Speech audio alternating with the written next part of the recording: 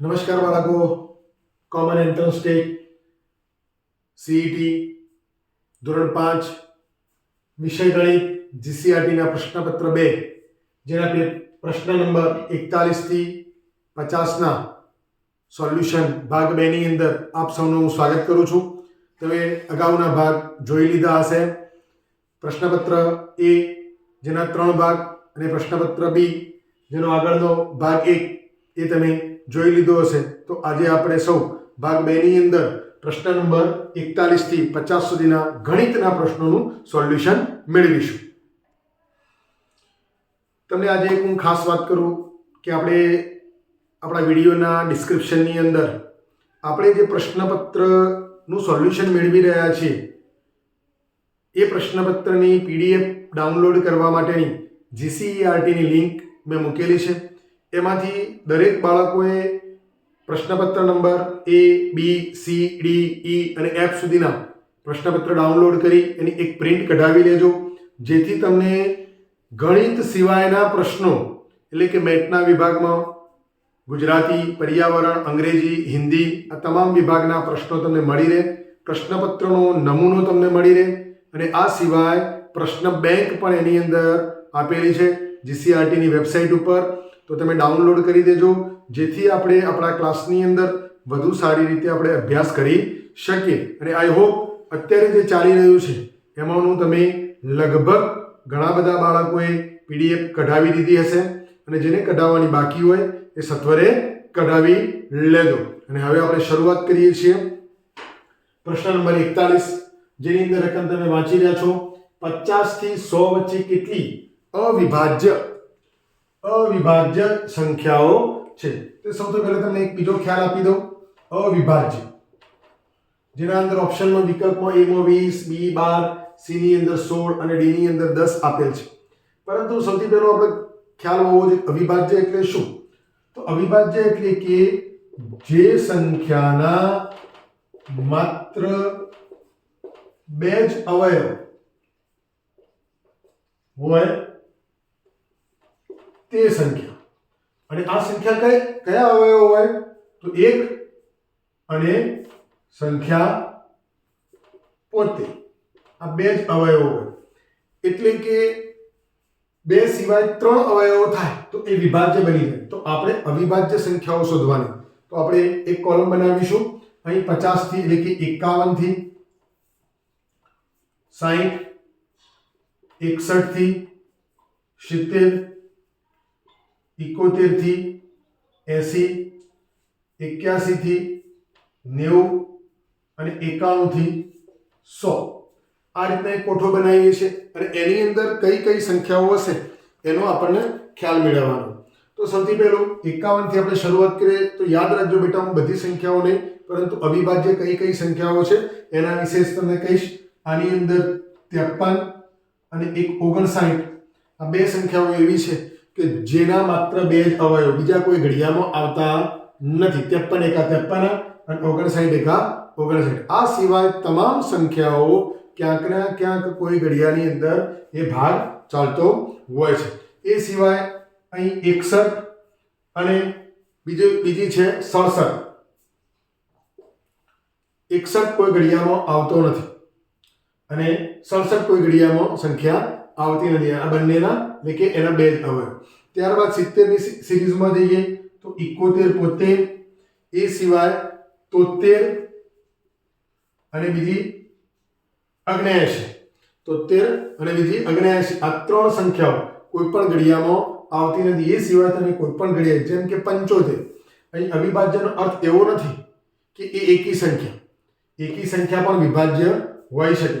પરંતુ જેમ કે 75, તો 75 એટલે 15 પંચા 75, 25 તરી 75, એમ ઘણી બધી એના અવયવો થાય છે. આપણે જેના માત્ર 2 જ અવયવો હોય એવી ધ્યાનમાં લેવાની. ત્યારબાદ બીજી સંખ્યા 83 જેની અંદર અને બીજી છે 89 એટલે કે 89. આ બે સંખ્યાઓ કોઈથી વિભાજ્ય નથી, માટે અવિભાજ્ય. અને 91 થી 100 સુધીની સંખ્યાની અંદર માત્ર 97 97 સંખ્યા એ અવિભાજ્ય છે. પહેલા અહીંયા આપણે જોઈ શકીએ છીએ કે આ કુલ ટોટલ કેટલી સંખ્યાઓ, તો 1 2 3 4 5 6 7 8 9 10. તો આપણો અહીંયા વિકલ્પ કયો છે 10 નો? તો વિકલ્પ નંબર જવાબ નંબર ડી આપણો સાચો જવાબ મળી જાય છે. આમાં તમે નવોદયની પરીક્ષાની અંદર પણ ભણી ચૂક્યા હશો. એમાં ચેપ્ટર 1 ની અંદર આ સંખ્યાઓનું ડિસ્ક્રિપ્શન આપેલું છે 1 થી 100 સુધી. એ પણ તમે અભ્યાસ કરી શકો છો. અને એ સિવાય આપણે અહીં જે ભણ્યા એ સિવાય પણ તમે અવિભાજ્ય સંખ્યાઓ બીજી 1 થી 50 સુધીની પણ જાતે અભ્યાસ કરી શકો છો. ઓકે. પ્રશ્ન નંબર 42, નીચેની આકૃતિમાં રેખાંકિત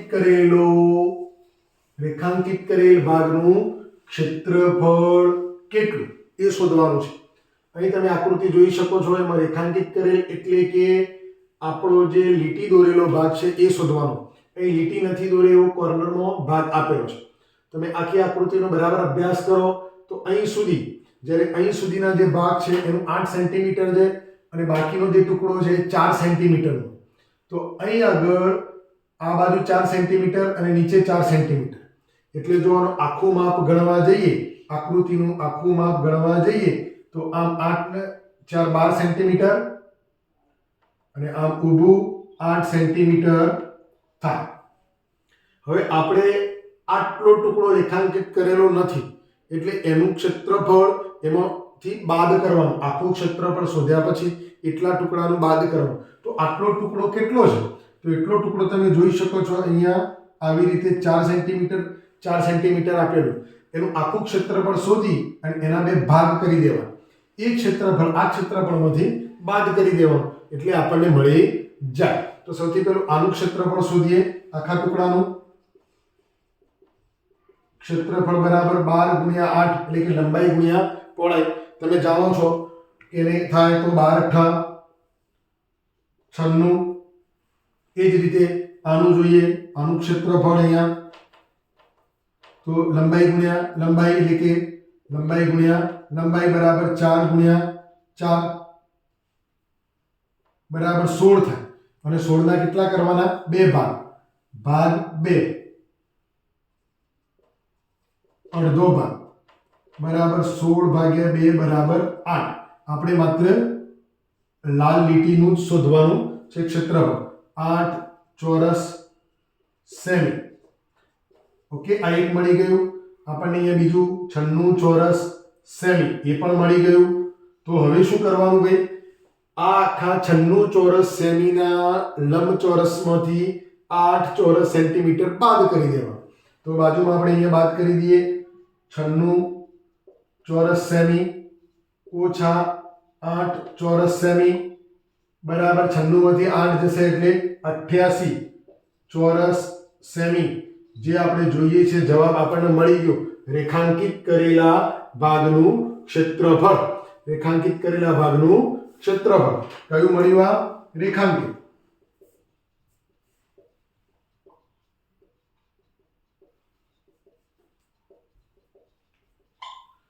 ઓકે, તો કયો ઓપ્શન આપણો જવાબ થાય છે? તો એ ની અંદર આપણને મળી જાય. તો આપણો સાચો જવાબ એ છે. ઓકે. પ્રશ્ન નંબર 43, આકૃતિ આપેલી છે બરાબર, ધ્યાનથી જુઓ. આકૃતિની પરિમિતિ કેટલી થાય એ શોધવાની છે. પરિમિતિ એટલે કે એની હદ શોધવાની. એની ચારે બાજુનું માપ શોધવાનું એટલે કે એનો સરવાળો કરવાનો. તો અહીંયા આગળ કેટલી બાજુઓ આપી છે એ બરાબર તમે ધ્યાનથી જોશો. એટલે તમને અહીંયા આકૃતિ હું ફરી દોરું છું. બરાબર ધ્યાનથી જોજો.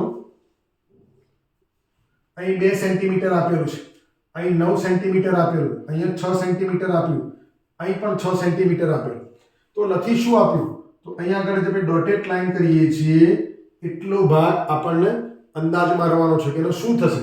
તો તમે જોઈ શકો છો બેટા કે અહીંયા આગળ 6 તો કોઈ પણ ચોરસ ટુકડો હોય, લંબચોરસ ટુકડો હોય તો એની સામસામેની બંને બાજુઓ સરખી.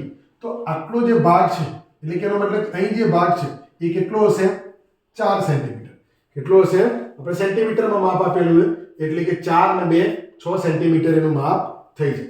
એ જ રીતે અહીં જે ટુકડો આપેલો છે તો સામેની બાજુ 9 સેન્ટીમીટર છે જ્યારે અહીંયા 6 સેન્ટીમીટર આપેલું હોય તો એનો મતલબ કે 9 માંથી 6 બાદ કરો તો બાકી કેટલા વધશે 3. તો આ કેટલા સેન્ટીમીટરનો ભાગ હશે 3 સેન્ટીમીટર.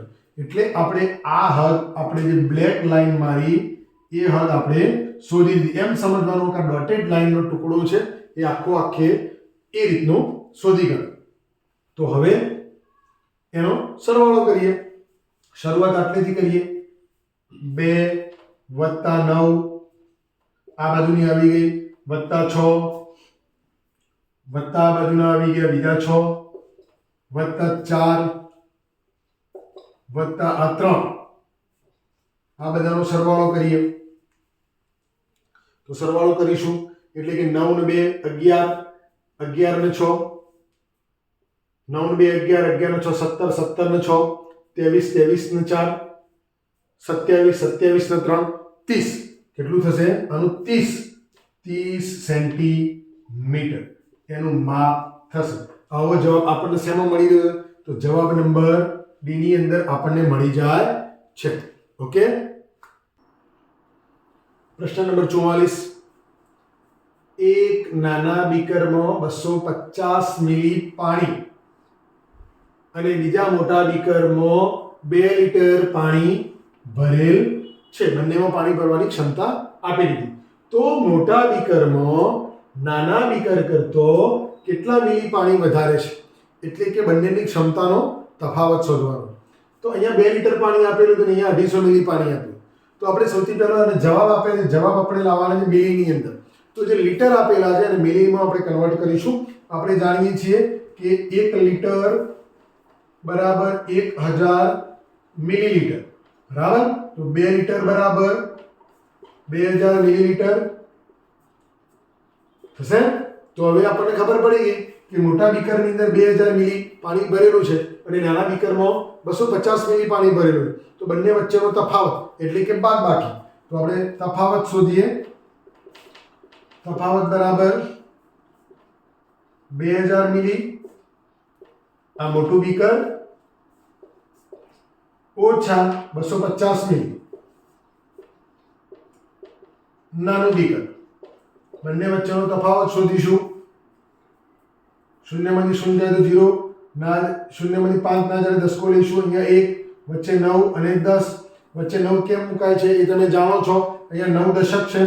દશકમાંથી 5 જાય એટલે કે 5 9 માંથી 2 જાય એટલે કે 7 અને 1 ના 1 1750 મિલી પાણી વધુ છે.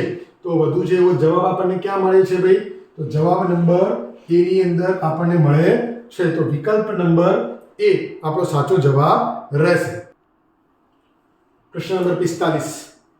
જોવાથી બિલકુલ સહેલો. પેટર્ન પૂર્ણ કરો.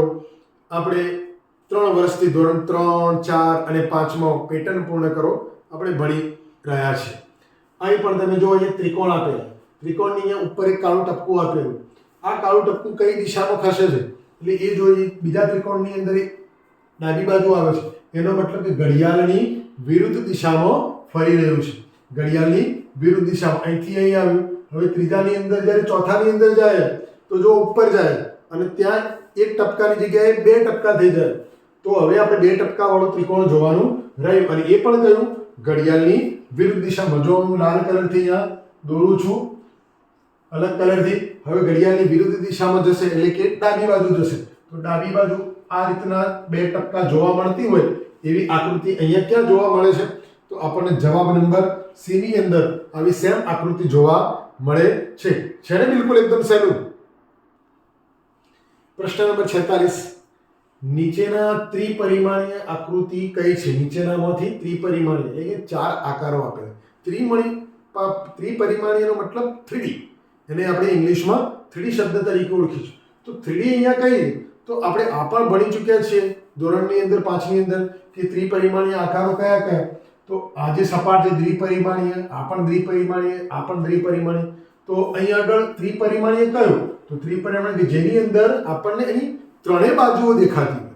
ત્રણેય બાજુઓ દેખાતી હોય તો એવી એક આ ઈંટ આકાર જે આપેલો છે જેને કહેવાય લંબઘન એવો આકાર જે આપેલો છે એ આપણો સાચો જવાબ થશે. એટલે કે જવાબ નંબર બી આપણો સાચો જવાબ બની રહેશે. છે ને એકદમ ઈઝી.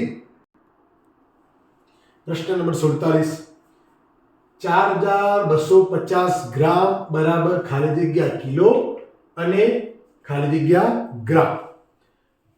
અહીં આપણે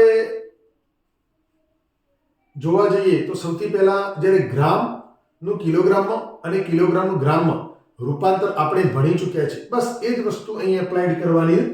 તો અહીંયા જાણીએ છીએ કે ભાઈ 1 કિલોગ્રામ બરાબર, તમને પ્રાઇમરી બેઝિક વસ્તુ વાત કરું કે 1 કિલો બરાબર 1000 ગ્રામ. જ્યારે ગ્રામ આપેલા હોય અને કિલોમાં ફેરવવા હોય તો એના 1000 વડે ભાગીએ છીએ. તો અહીં કેટલા કિલો અને કેટલા ગ્રામ એટલે કે દશાંશ ચિહ્ન એ પણ આપણે શીખી ગયા છે. તો અહીંયા જોઈએ 4250 ગ્રામ આપેલા છે, એને કિલોગ્રામ વડે એટલે કે 1000 ગ્રામ વડે ભાગીશું 1 કિલો વડે, તો એના ટોટલ કિલોગ્રામ આવી જશે. કેટલા કિલોગ્રામ, કેટલા કિલો. તો જો બરાબર દશાંશ ચિહ્નમાં અહીં દશાંશ ચિહ્ન મૂકીએ તો એકમ, દશક, સો અને નીચે 3 મીંડા આપ્યા, તો એકમ, દશક, સો અને હજારનું આપણે દશાંશ ચિહ્ન મૂકીશું અને આગળ 4 મૂકીશું. એ રીત પણ છે. 1, 2 અને 3 ટપકા આપેલા, સોરી 3 શૂન્ય આપેલી, તો 1, 2 અને 3 પોઈન્ટ કાપી લઈશું. એટલે કે જે પોઈન્ટ પહેલા છે એ કિલો બની જશે અને બાકીના જે 3 આંકડા એ ગ્રામ બની જશે. તો અહીં એવું કહેવાશે 4 કિલો, શું કહેવાશે ભાઈ? 4 કિલો 250 ગ્રામ. એ રીતના પણ એને જુદું વિભાજન કરી શકાય. કોઈ પણ આવો દાખલો હોય તો પાછળની 3 રકમો એમ સમજી લેવાનું, એકમ, દશક, સો એ ગ્રામ છે અને હજારનું હોય એ કિલો હોય. આ એક અંકની સંખ્યા હોય કે 2 અંકની સંખ્યા હોય એ પણ કદાચ પૂછી શકે, તો આપણને એ પણ ખ્યાલ હોવો જોઈએ. તો આવો જવાબ 4 કિલો 250 ગ્રામ આપણને ઓપ્શનમાં કયો મળી રહે? તો જો ઓપ્શન નંબર સી, 4 કિલો અને 250 ગ્રામ. ઓકે. પ્રશ્ન નંબર 48, 10 રૂપિયાના એક સિક્કાનું વજન 20 ગ્રામ છે. બરાબર યાદ રાખજો, એક સિક્કાનું વજન 20 ગ્રામ છે.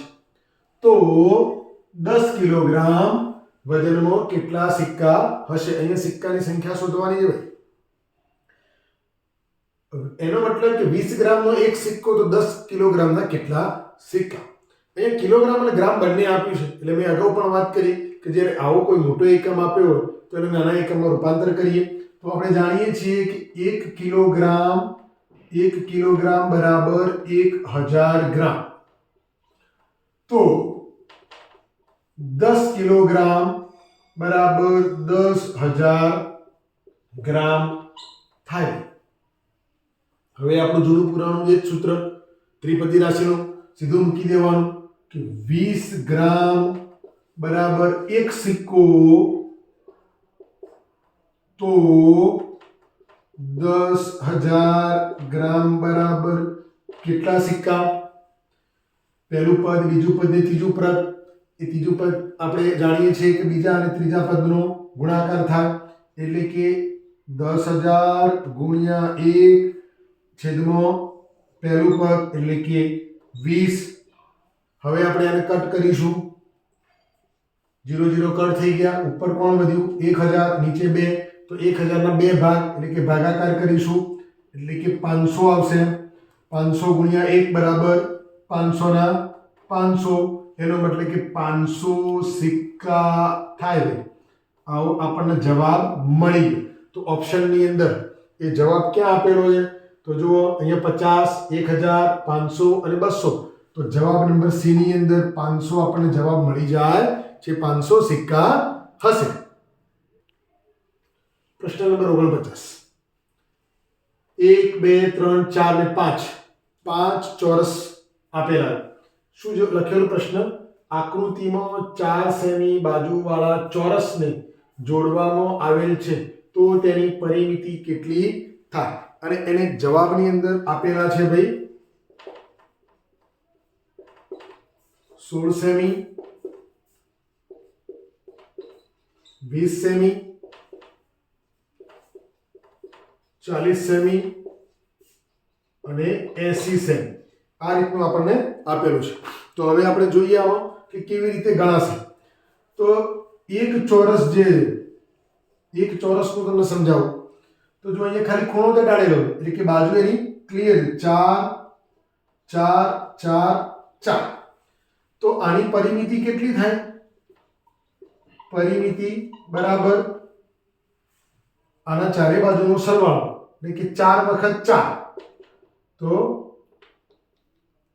4 + 4 + 4 બરાબર 16 સેન્ટીમીટર થાય એકની એક ચોરસની તો આપણી પાસે એવા કેટલા ચોરસ છે ભાઈ અહીંયા આપણે જોઈ શકીએ છીએ 1 2 3 4 ને 5 તો આવા 5 ચોરસ છે અહીંયા 4 સેમી બાજુવાળા આપેલા છે માટે જો 1 સેન્ટીમીટર આપેલું હોય તો 1 1 1 એમ કરીને 4 ગણા પરંતુ 4 સેન્ટીમીટર બાજુવાળા આપેલા એટલે કે 16 સેન્ટીમીટર એક ચોરસનું આપણી પાસે 5 ચોરસ છે તો 16 ગુણ્યા 5 16 ગુણ્યા 5 ચોરસ આ 5 ચોરસની વાત કરીએ તો 16 × 5 80 સેન્ટીમીટર એની પરિમિતિ મળે ચારે બાજુનો સરવાળો એટલે પરિમિતિ કેટલી થાય તો 80 જવાબ મળે છે જે ઓપ્શનની અંદર આપણને વિકલ્પ નંબર ડી ની અંદર મળી જાય છે પ્રશ્ન નંબર 50 ફરીવાર પેટર્નનો પ્રશ્ન પેટર્ન પૂર્ણ કરો 1 2 4 7 11 અને હવે પછી શું આવશે તો ઓપ્શન આપેલા ઓપ્શનમાંથી આપણે જોઈએ તો સૌથી પહેલા આ બંને વચ્ચેના બે અંકો વચ્ચેનો સંબંધ આપણે તપાસવું આ બંને વચ્ચે શું છે તફાવત 1 છે આ બંને વચ્ચે કેટલો તફાવત છે 2 અને 4 વચ્ચે 2 નો તફાવત 4 અને 7 વચ્ચે 3 નો તફાવત 7 અને 11 વચ્ચે 4 નો તફાવત તો તમે અહીંયા જોઈ શકો છો બધા વચ્ચે એક અંકનો તફાવત વધતો જાય તો પહેલા 1 હતો પછી 2 થયો પછી 3 થયો પછી 4 થયો એટલે કે 1 માં 1 ઉમેરાયો એટલે કે 2 માં 1 ઉમેરાયો એટલે 3 માં 1 ઉમેરાયો 4 અને હવે 4 માં 1 ઉમેરાશે એટલે કેટલો તફાવત થશે 5 તો આ બંને વચ્ચેનો સરવાળો થશે તો નવી રકમ કઈ આવશે 11 ને 5 16 નવી રકમ કઈ આવશે 11 ને 5 16 તો 16 જવાબ આપણને શેમાં મળી જાય જવાબ નંબર સી ની અંદર